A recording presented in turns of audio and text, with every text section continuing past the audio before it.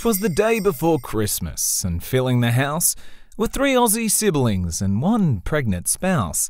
The very next day was Henry's due date. For over 9 months he'd had time to gestate. But Christmas is Christmas, it waits for no child. And so plans had been made, though nothing too wild. Grandparents, dinner, some light party action, until at the last minute along came a contraction.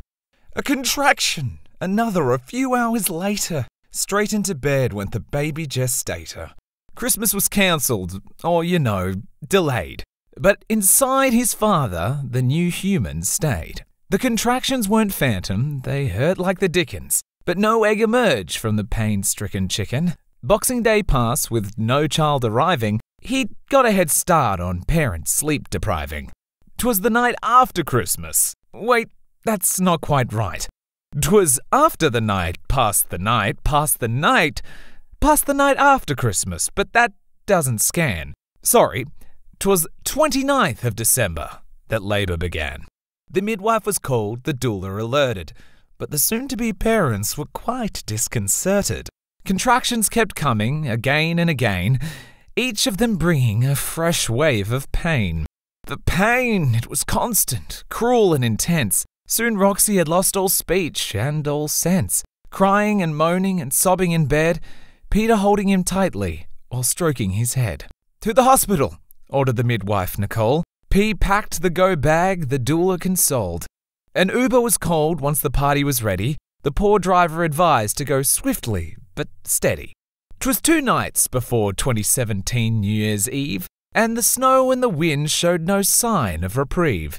The 10 feet from Uber to hospital door, over ice through the cold, it felt like much more. The journey was long and the pain never slowed. The pair took good care of the valuable load. Rox persevered and made it inside, then requested some ropey vaccine hydrochloride. The doctors were busy, the hospital full. 'Twas a 2-hour wait for the epidural. The begs for relief were ignored by the staff. Instead, they suggested a nice, calming bath. But bathing did nothing to help with the pain, and as the last of the water escaped down the drain, the doctor arrived with drugs for the spine, and for the first time in hours, Roxy felt fine. Not great, not elated. He was as big as a house, and forbidden to eat, not even a mouse. But his pain tolerance was no longer surpassed, so he spoke, cracked a joke, and felt human at last. Contractions were timed. The new mum had a snooze on a couch in the corner while still in his shoes. Roxy napped too, his energy thinning, but the labour of labour was only beginning. 'Twas New Year's Eve's Eve, a Saturday night. After the couple's brief sleeps, they were both sitting tight. "Time to push," Rox was told by the stalwart midwife, and by gum did he push. He pushed for his life. He pushed for himself and the small unborn child. He pushed and he frowned, and his support team all smiled. "Great job," they encouraged. "Come on, almost there. Keep on pushing and breathing. Don't forget air." All the pushing and moaning and general commotion wasn't setting the fetus's path into motion. Hank wouldn't move past his dad's pelvic bone. Rox was so tiny, and the baby so grown. The doctors were worried. 'Twas taking too long. They made some suggestions, but they all just felt wrong. The plan had been home birth, but that boat had sailed. To go for a C-section, it'd feel like they'd failed. So the pushing continued, though the docs were dismayed. Rox was tiring, crying, and deathly afraid. The one highlight was a discovery made down there. A head could be seen, revealing some hair. Henry's hair! It was blonde, and all covered in goo. There was enough to create a whole sweater or two. Despite follicles thick, the babe wouldn't move. There was only one option if things didn't improve. Surgery's scary, and wasn't the plan. But the clock kept on ticking. It stops for no man.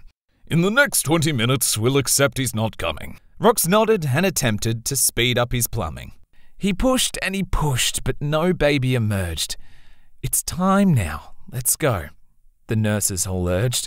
With a kiss and a hug, the 2 men said goodbye, knowing it could be the last time that Roxy could die.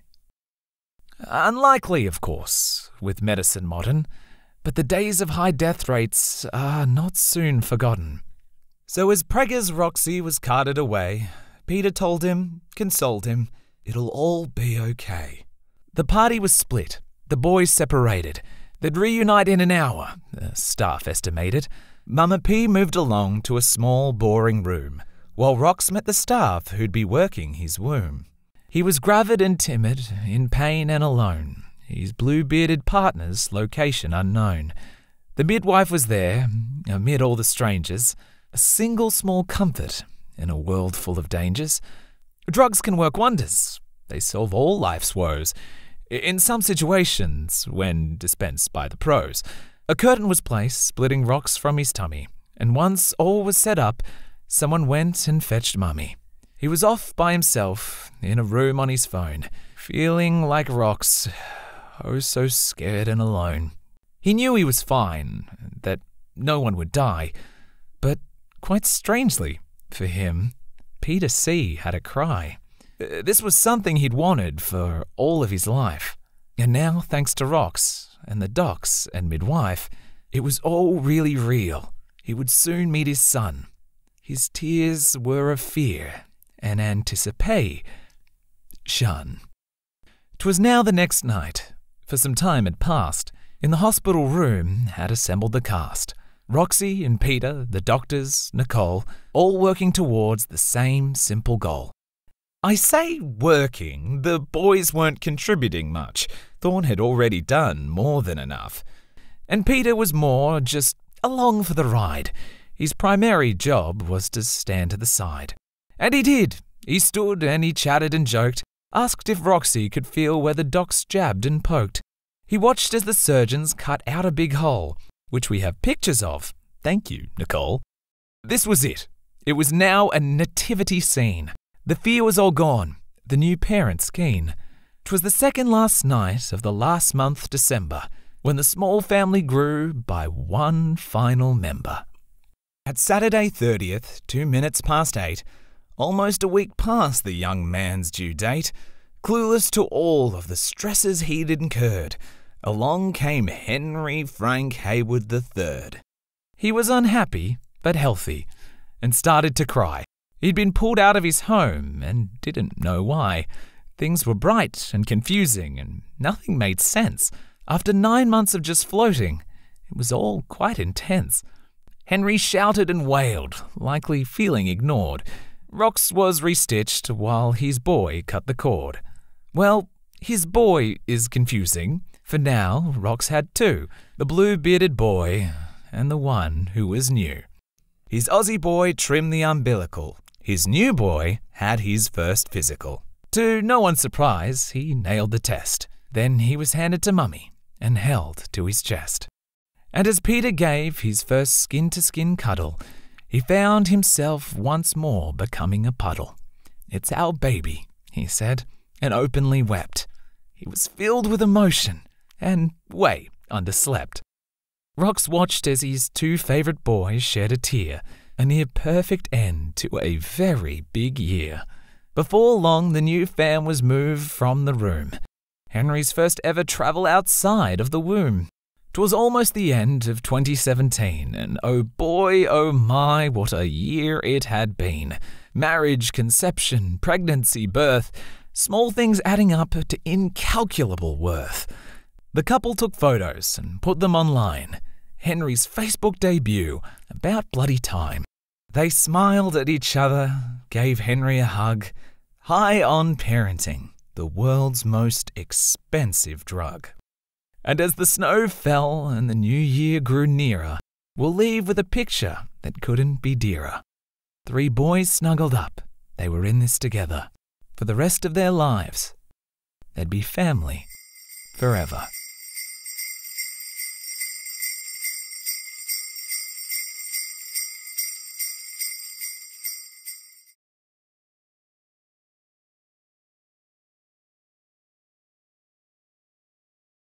Merry Christmas.